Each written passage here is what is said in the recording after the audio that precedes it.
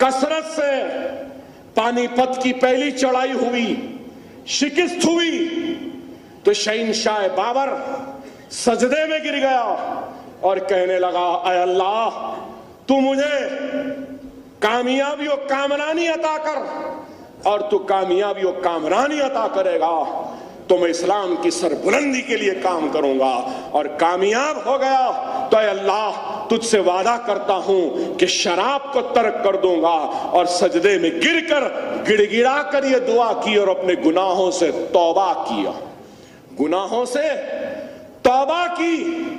तारीख उठाकर देख लो, जब चढ़ाई की तो असर से मगरिब के वक्त में फतेह हो गई, असर से मगरिब के दरमियान में फतेह हो गई, और शहंशाह बाबर ने शराब तर्क कर दी।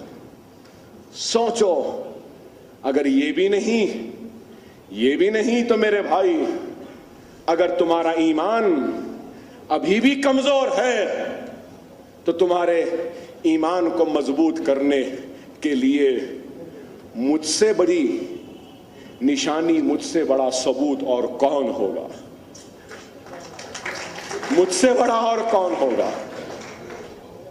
3 गोलियां जर्ब पूरे जिस्म पे, 350 टाके थे, ये पेट से हाथ पे सब पे गोलियां थीं, आज भी गोली है। लेकिन हैदराबाद के मुसलमानों की दुआएं थीं, और ईमान और दुआओं की कबूलियत को देखो कि लोग तो समझे कि मर गया समझे। लोग ये भी बोले कि मर गया छुपा रहे हैं, मर गया दबा रहे हैं, कैसा जिंदा रहेगा? बोले ये पेट पूरा फट चुका था, गुर्दे में गोली लग चुकी थी, पित्ता फट गया था, अंतड़ियां कट गई थी, हाथ पूरा चला गया। मेरा बीपी, डॉक्टर्स कहते हैं कि जब मैं आया था ओवैसी हॉस्पिटल में तो मेरा ब्लड प्रेशर 0 हो गया था, 0 था, खून निकल गया। 40 लीटर खून चढ़ाए, 5 लीटर खून रहता है इंसान में, चढ़ा रही निकल जा रहा, चढ़ा रही निकल जा रहा, चढ़ा रही निकल जा रहा। तो गौर करो कि आज खड़ा हूं यहां पे आपके दरमियान, क्यों खड़ा हूं? दुआओं की वजह से खड़ा हूं। गरीब मुसलमानों की दुआएं थी मेरी साथ। तारीख को जो पढ़े हैं, जो देखे हैं, कहते हैं कि तारीख हैदराबाद में किसी के लिए इतनी दुआ नहीं हुई जितनी दुआ मेरी हयात के लिए हुई। ये अल्लाह का फजल करम है।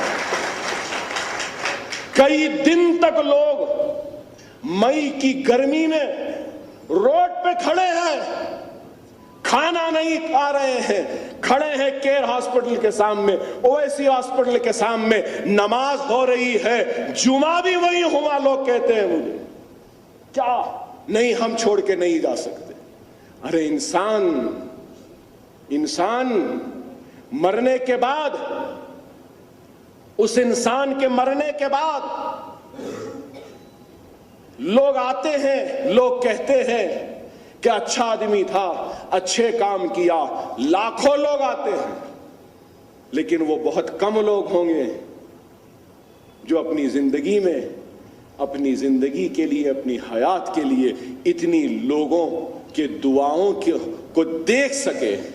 उन खुश नसीबों में से मैं, उन खुश नसीबों में से मैं। कई लोग काम करते हैं, दुनिया से चले जाते हैं और मर जाते हैं तो देख नहीं सकते कि कितने लोग चाहते हैं, देख नहीं सकते कि कितने आंसू बहते हैं उनकी मौत पर, देख नहीं सकते कि कितनी हाथें उनकी मग़फ़िरत के लिए दुआ कर रहे हैं। लेकिन मैं वो खुश नसीब हूं कि मैंने देखा है।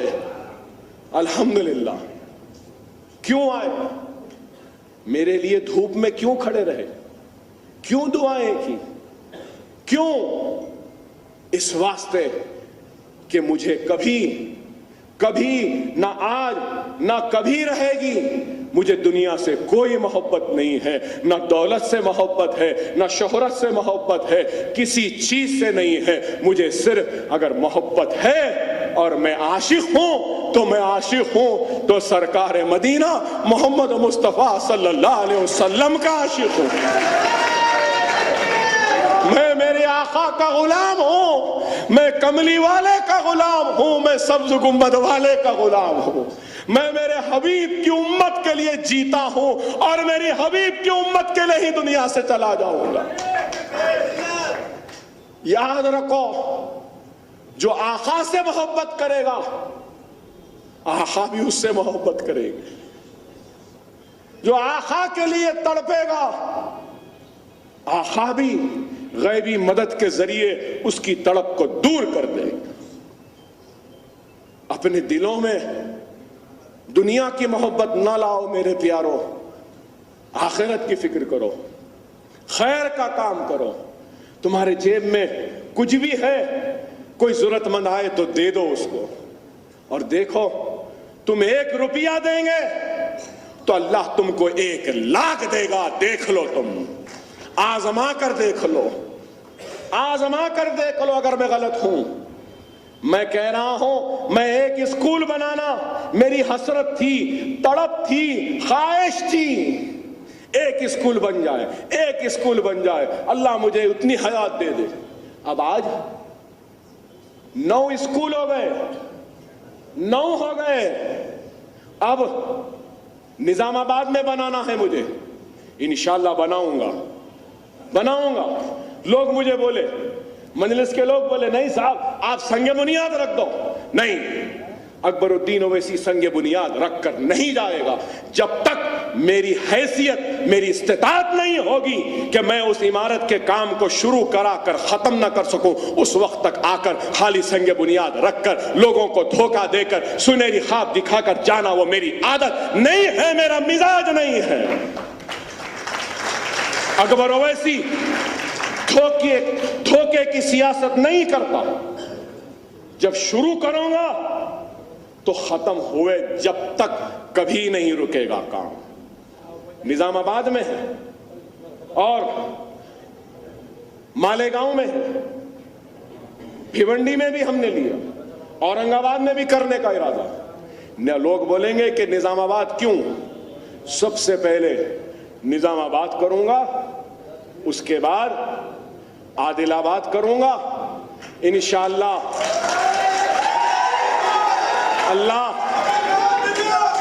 अल्लाह अगर मुझे देगा तो वादा है कि निर्मल में भी करूंगा। ये 3 लोगों का तो पहला हक है भाई,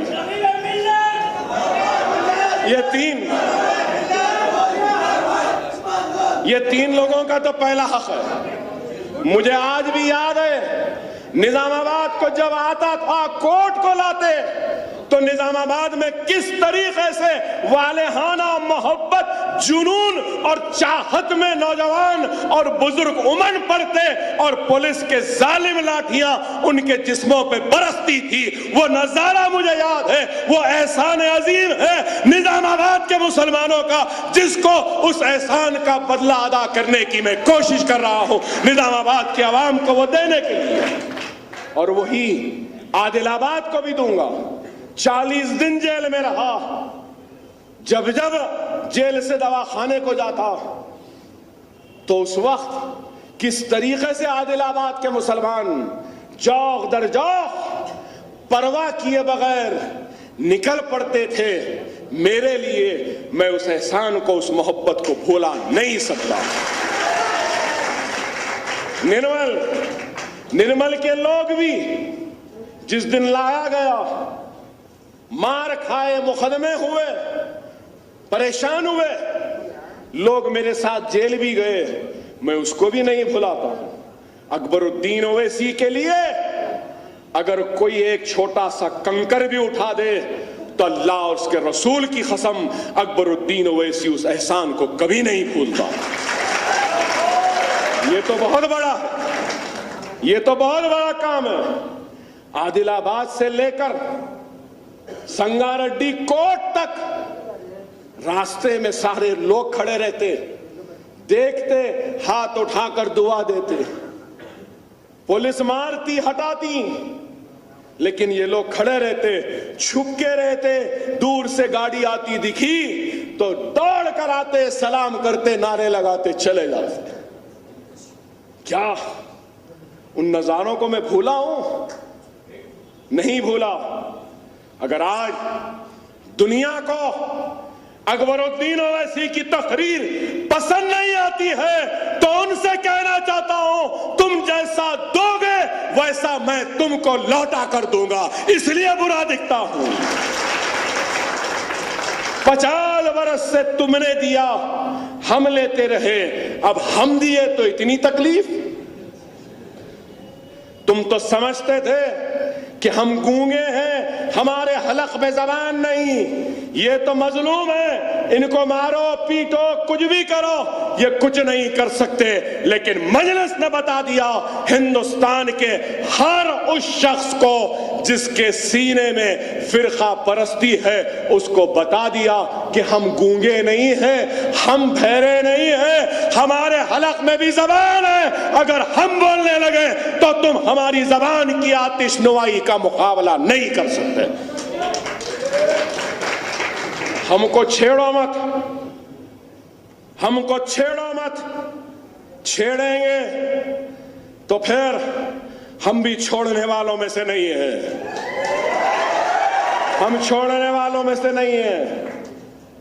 क्या जो गोलियों से नहीं डरा, जो चाकू तलवारों से नहीं डरा, जो जेल में रहने से नहीं डरा, वो अब क्या डरेगा भाई?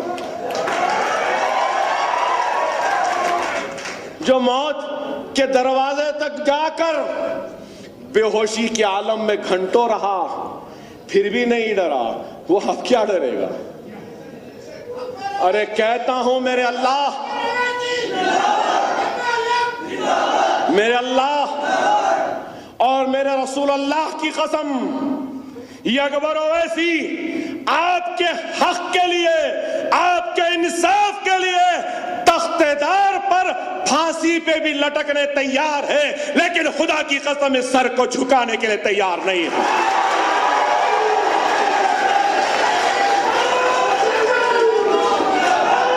ये सर अब ये सर अकबर ओवैसी का सर नहीं रहा, ये सर मुसलमानों का सर है, 25 करोड़ मुसलमानों का सर है, उनके गुरूर का सर है, उनके आज़म का सर है, उनकी हिम्मत का सर है, उनके जुनून का सर है। ये सर कट जाएगा, लेकिन खुदा की कसम इनके सामने झुकेगा नहीं।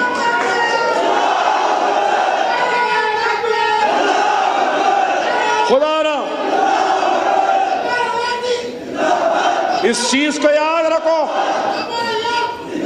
इस चीज को याद रखो। हमारे अल्फाज की ताकत,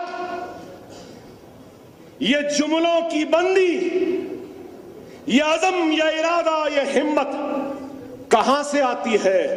ये हिम्मत, ये अज़म, ये ताकत, ये जुमले, ये अल्फाज रसूल अल्लाह की मोहब्बत में निकलते हैं, आपके दुआओं की वजह से निकलते हैं, आपके इत्तेहाद की वजह से।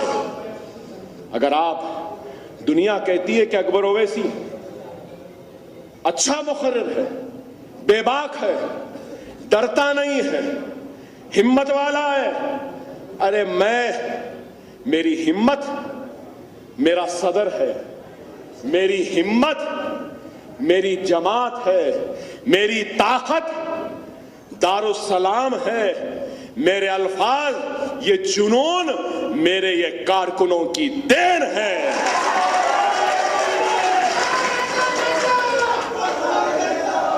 अगर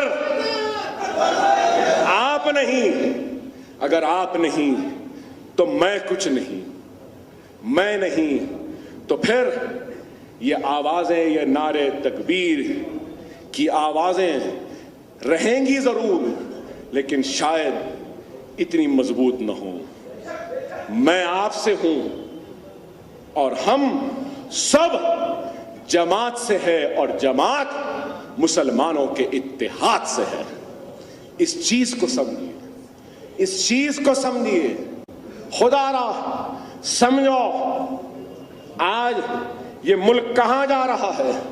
समझो ये मुल्क में पाटीदार की अहमियत है, इस मुल्क में गुज्जर की अहमियत है, इस मुल्क में जाट की अहमियत है, इस मुल्क में यादव की अहमियत है, इस मुल्क में रेड्डी की अहमियत है, इस मुल्क में राव की अहमियत है, इस मुल्क में मराठों की, ठाकरों की, सबकी अहमियत है। तो सवाल ये है हमारी अहमियत क्यों नहीं? क्यों नहीं? अरे मेरे भाई, आज लोग कहते हैं कि मंजलिस बीजेपी की एजेंट। अरे हम उनके एजेंट हो जाएंगे जिनके जिस्म पर हमारी मां बहन के खून के धब्बे।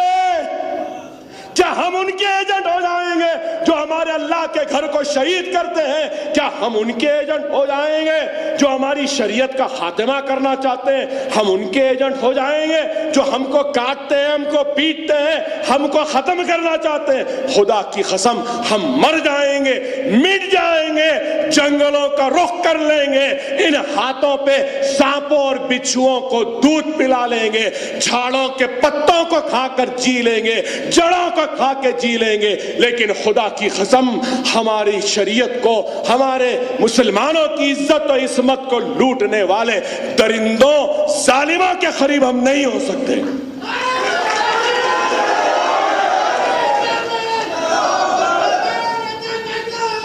उस पार की जमात निजामाबाद, भैंसा, आदिलाबाद में छोटी छोटी जमात, तांडूर की छोटी, निर्मल की छोटी बोलते थे।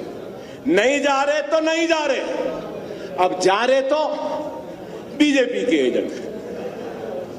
आप बताइए, करे तो भी बोलते, नहीं करे तो भी बोलते। आप गौर करो, दुनिया हमको आज से 25 वर्ष पहले भी सौदेबाज कहकर मुखातिब करती थी, बेईमान कहती थी, चोर कहती थी। मेरे मरहूम वालिद को बाबरी मस्जिद का सौदागर कहकर मुखातिब किया, लेकिन हमने परवाह नहीं की, हमने परवाह नहीं की। मेरे वालिद मरहूम सदर ने मक्का मस्जिद के मिंबर पर ठहर कर कहा कि ऐ अल्लाह, तुझे तेरी खहारियत का वास्ता, तुझे तेरे जलाल का वास्ता, अगर मैंने बाबरी मस्जिद का सौदा किया है या अपनी जिंदगी में एक पैसा हराम खाया है, तो ऐ अल्लाह तू मुझे और मेरी आल औलाद को नीस तो नाबूद कर दे, तबाह और ताराज कर दे। क्या है कोई है जो कुरान सर पे रख के कह सकता है? अरे असदुद्दीन ओवैसी, अकबरुद्दीन ओवैसी उस दियानतदार बाप के बेटे हैं जिसने अपने सर पर कुरान रख ली। अगर हम सौदेबाज की औलाद होते, चोर होते, बेईमान होते, तो आज मंजलिस हिंदुस्तान के मुसलमानों के दिलों की धड़कन नहीं बनती।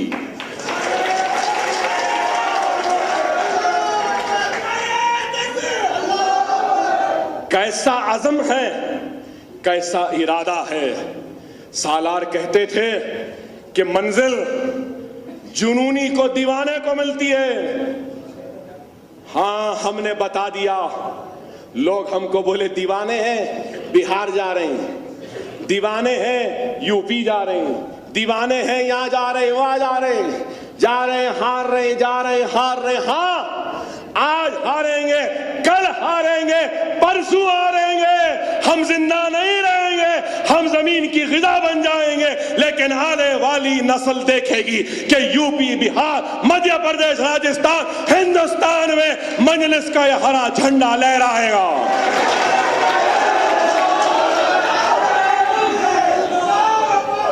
आप लोग तो गांव से ताल्लुक रखते हैं ना भाई, ज़िराअत जानते हैं ना, खेती बाड़ी जानते हैं ना।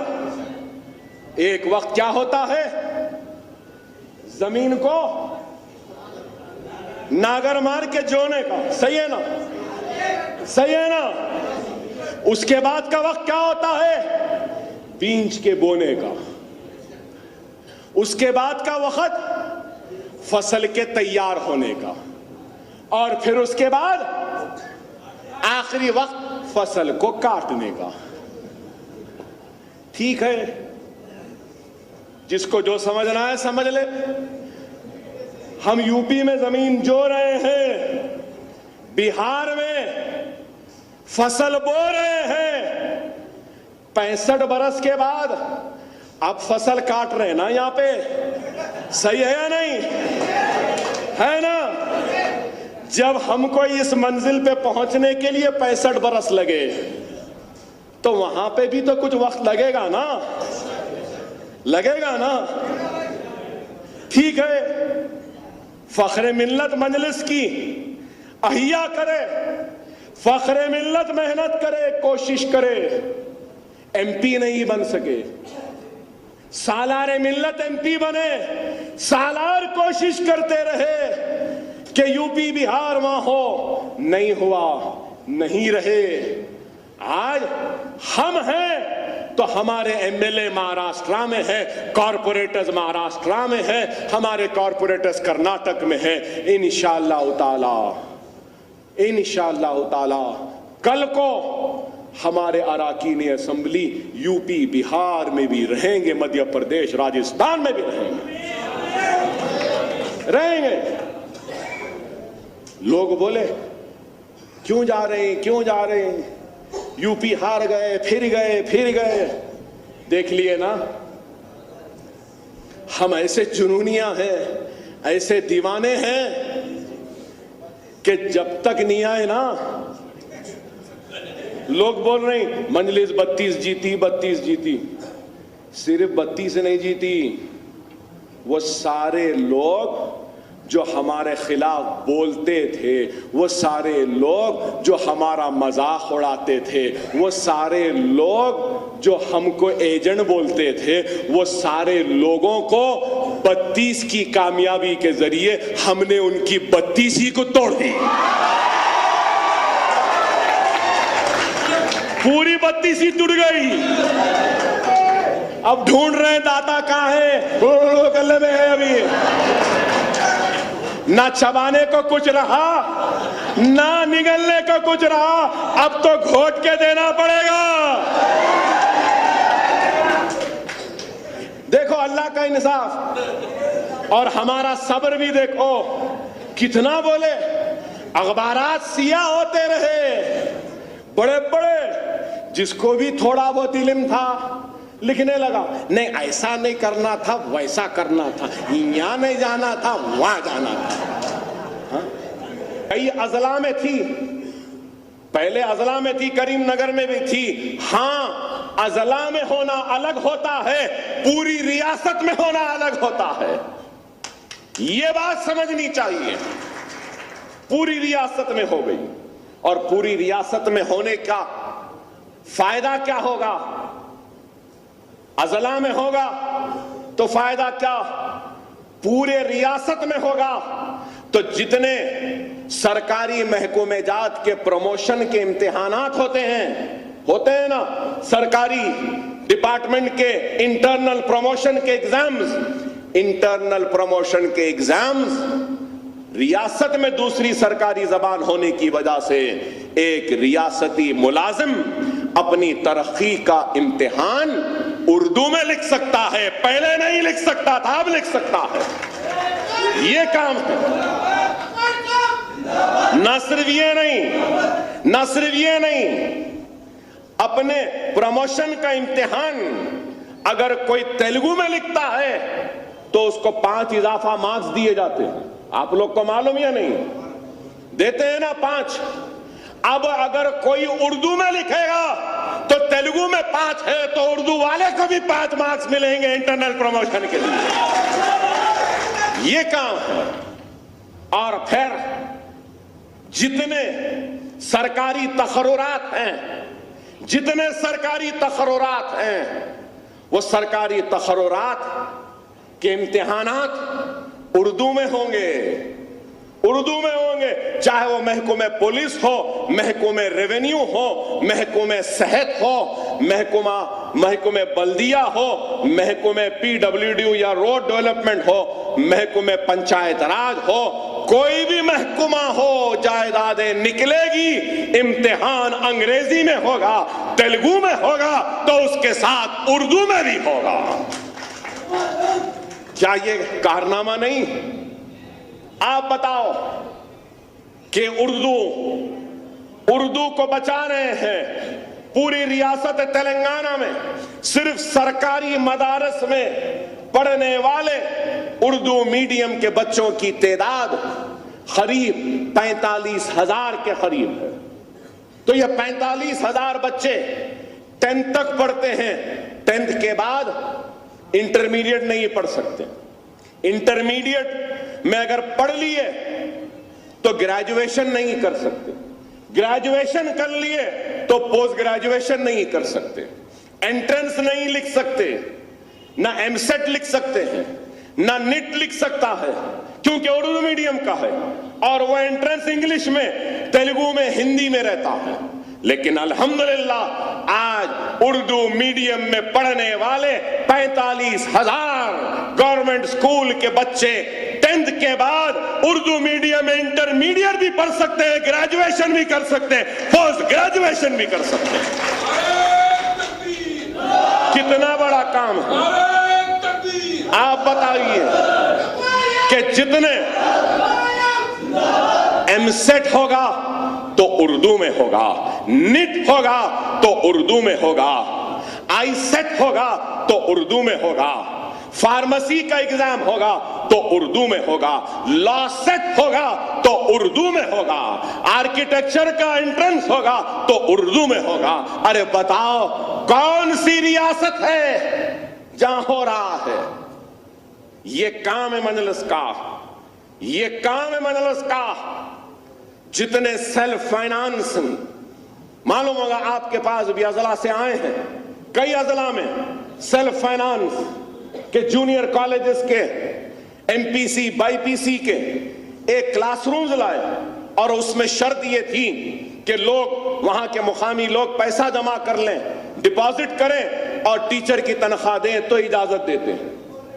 कई महीनों से, साल से पैसे नहीं हैं, सेल्फ फाइनेंसिंग कोर्स चल रहे हैं, बच्चे हैं, लेकिन पढ़ाने वाले असातिज़ा नहीं हैं। 40 जूनियर व डिग्री कॉलेजेस के सेल्फ फाइनेंसिंग उर्दू मीडियम के जितने ही क्लासेस हैं या कॉलेजेस हैं, उनको एजुकेशन डिपार्टमेंट में जम करते हुए उनके सारे असातिज़ा के तकर्रुरात का जियो जारी हो गया।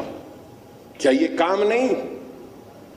आप खुद बताइए कि कैसा काम, कितना काम।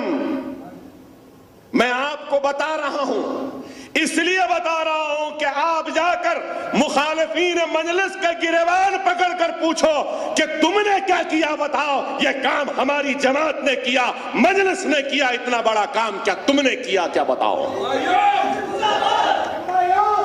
ये उर्दू के ताल्लुक से हुआ तो आप सुन रहे हैं कि on par with SC ST, तो लोग खुश हो रहे हैं, SC ST के बराबर हो गया। कितने लोग जानते हैं कि on par of SC ST का मतलब क्या है? क्या जानते हैं आप लोग? क्या है इसके फायदे, क्या है?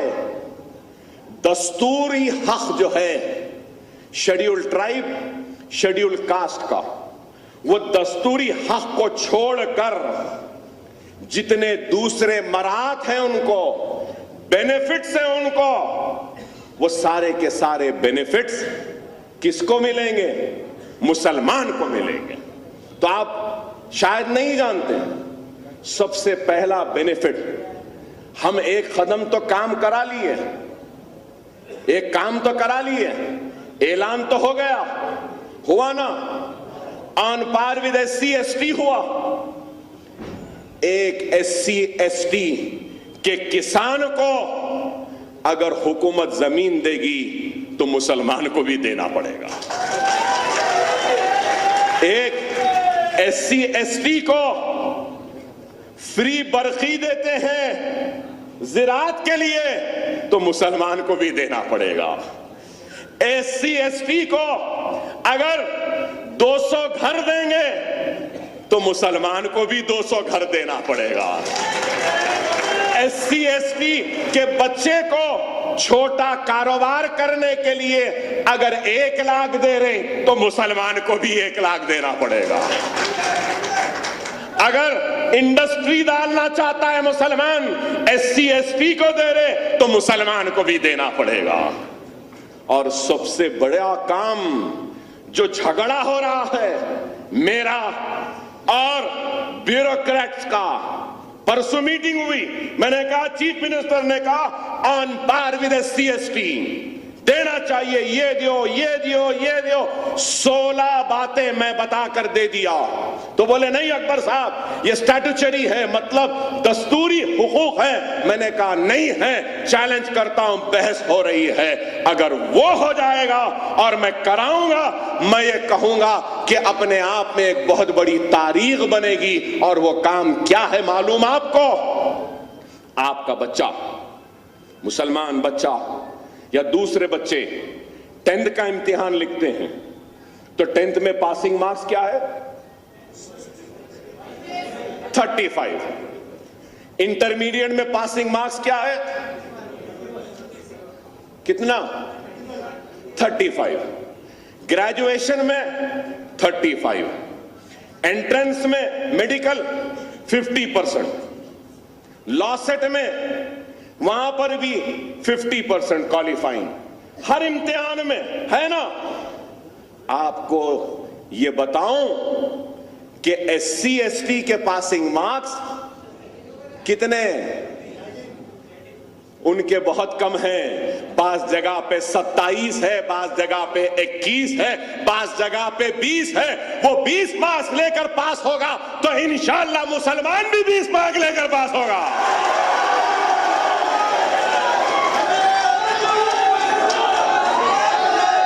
ये काम है, ये काम है बुनियाद। क्या ये बुनियादी काम नहीं है? क्या हिंदुस्तान में कहीं पर हुआ? नहीं हुआ। अगर हो रहा है तो यहां हो रहा है, इसलिए क्योंकि यहां पे मजलिस इत्तेहादुल मुस्लिमीन है और आप हैं, आपका इत्तेहाद है, मुसलमानों की दुआएं हैं।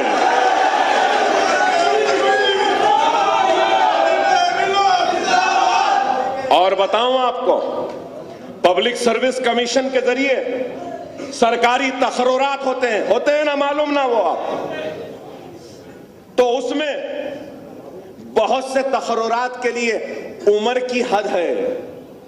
30 बरस के बाद तकर्रुर नहीं हो सकता, है ना।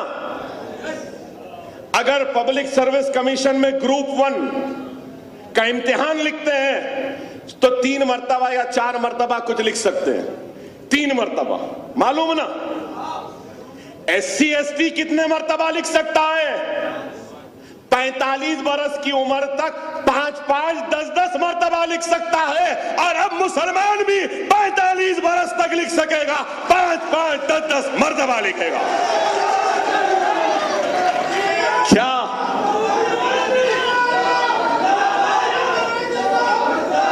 क्या ये कारनामा नहीं है? क्या ये काम नहीं है? अरे गौर करो, आज हमारा मुसलमान बच्चों का पासिंग परसेंटेज अगर 30%, 35% है तो इंशाअल्लाह ताला अगर ये जो मैं कह रहा हूं, लड़ रहा हूं, इसका जियो निकल गया तो खुद ब खुद हमारा पासिंग परसेंटेज 70 तक चला जाएगा इंशाअल्लाह। और जो बच्चे अपने तालीम को तर्क करते हैं कि हम फेल हो गए कह के, वो पास हो गए तो तालीम को जारी रखेंगे। ड्रॉप आउट लेवल हमारा जो गिरता जा रहा है वो गिरेगा नहीं बल्कि उठेगा इंशाअल्लाह ताला। ये काम है। और एक बात बताऊं आपको, SC ST के बच्चे कोई भी कॉलेज में, स्कूल में पढ़ते हैं तो उनको बैग देते हैं, बुक्स देते हैं, लिखने के books, writing books, text books, guide, model paper, pocket money भी मिलती है, स्कूल जाने के लिए पैसा भी मिलता है। इंशाअल्लाह ताला मुसलमान बच्चों को भी मिलेगा ये सब। अरे ये काम है। अरे दीवानों, बहुत दूर की कड़ी लाकर मजलिस फेंकी, लोग समझ नहीं सके, बाद में समझेंगे। रिजर्वेशन रिजर्वेशन रिजर्वेशन, अरे रिजर्वेशन जब आएगा आएगा, रिजर्वेशन से ज्यादा फायदा हम हासिल कर लिए। क्या ये फायदा नहीं है? क्या रिजर्वेशन से ज्यादा फायदा नहीं है? बताओ आप। अरे जब मिलेगा मिलेगा भाई, मिला तो बहुत अच्छा है, हम भी लड़ेंगे, होना है, लेकिन उसके साथ वो जब होगा होगा, जब तक तो ये हो जाने दो। सही है ना? अरे यही सियासत है, ये सियासत है, ये दूरंदेशी है, ये काम मजलिस का है। शादी मुबारक स्कीम किसकी वजह से? मजलिस की वजह से। फिर बैंक सब्सिडी बर्खास्त, डायरेक्ट लोन मिलेंगे, ये काम किसका? मजलिस इत्तेहादुल मुस्लिमीन। आप गौर करिए, आपको और एक बात बताऊं, अब आइंदा साल का रियासत का जो बजट आएगा, उस बजट में 100 करोड़ रुपया अलहदा दिया जा रहा है। किसके लिए? मैंने मुतालबा किया, मजलिस ने मुतालबा किया कि हमारे 31 डिस्ट्रिक्ट्स हैं, 31, उसमें कई औकाफी जायदादें, कई हैं, निजामाबाद में, करीमनगर में है, जो झगड़ों में नहीं, झगड़ों से साफ सुथरे वक्फ बोर्ड के पोजीशन में है। तांडूर में भी है, निर्मल में भी है, आदिलाबाद में भी है, मैं जानता हूं हर जगह है। वक्फ बोर्ड की चलती फिरती इंसाइक्लोपीडिया हूं मैं। रियासत आंध्र प्रदेश में किस कोने में कौन सी वक्फ की जायदाद है, वक्फ बोर्ड वालों को नहीं मालूम जितना मुझे मालूम है। तो हम चीफ मिनिस्टर से मैंने कहा कि चीफ मिनिस्टर साहब, आप 100 करोड़ रुपया बजट में अलग रखिए। तो बोले कै के लिए? मैंने कहा कि हर डिस्ट्रिक्ट हेडक्वार्टर में जितने भी औकाफी जमीनात हैं जो लिटिगेशन फ्री है, उन औकाफी जमीनात पर हुकूमत की जानिब से skill development, women empowerment centre और मुस्लिम एजुकेशन सेंटर को तामीर करें, इमारतें बनाए हर डिस्ट्रिक्ट में। बड़ी बड़ी इमारतें बनेगी। तो बोले अकबर साहब 31 डिस्ट्रिक्ट में बनाएंगे, एक एक बिल्डिंग पे अगर 5-5 करोड़ रुपया भी लगा तो आप अंदाजा लगाओ कितने हो जाएंगे। मैंने कहा चीफ मिनिस्टर साहब, 5 करोड़ एक साल में नहीं लगते, एक साल में 1-1 करोड़ लगेगा या 2-2 करोड़ लगेगा। 3-4 साल में मुकम्मिल कर दो, हर साल 100-100 करोड़ दो, 5 बरस में 500 करोड़ और बड़ी बड़ी इमारतें खड़ी हो जाएंगी जहां पे मुसलमान इस्तेफादा करेंगे। तो आप बताओ मेरे भाई, क्या ये काम नहीं? ऐलान किया, कहा कि हां अकबर साहब ये बात सही है, हम करेंगे। फिर जियो निकला, नहीं मालूम आप लोगों को मिला या नहीं। मजलिस और मेरे मुतालबे पर चीफ मिनिस्टर ने असेंबली में ऐलान किया और कहा कि रियासत तेलंगाना के हर अजला में हिंदू, मुस्लिम, सिख, ईसाई के लिए